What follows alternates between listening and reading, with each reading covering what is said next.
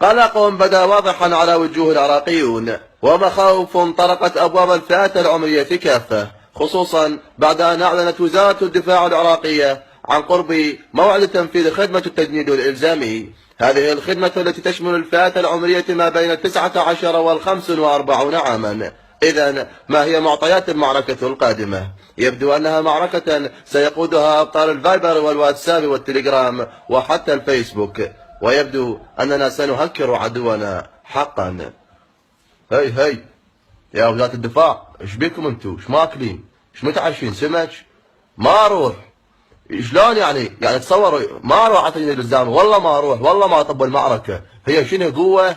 ما اروح. زين يعني اني اتصور اني وجماعتي اذا صرنا بالتجنيد الالزامي وصرنا بالجيش العراقي الباسل. هي والله جهال السودان لا يحتلونا بيومين، جهال السودان خاف ما تدرون. بعدين ما اروح انا بشرط لازم توفرون لي راوتر، اريد راوتر بالمعركه، الدبابه ما فيها نت والله ما افوتها اذا افتح فيش. اول جندي اجرحه انزل بيه منشور، الجندي اللي اقتله انزل بيه فيديو سيلفي.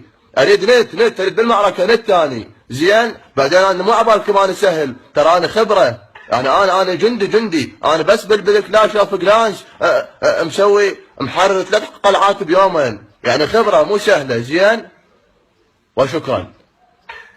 كان معكم من بغداد مختار طالب لقناة لا وجود لها أصلا.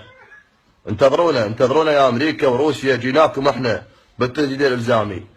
هو احنا تقشف أصلا، مدينا نجيب لكم شو نخلي؟ طلقة نخلي بالرشاش، نخلي لوبيا، حمص بطحينة، ايش بيكم انتم؟ ما شكرا.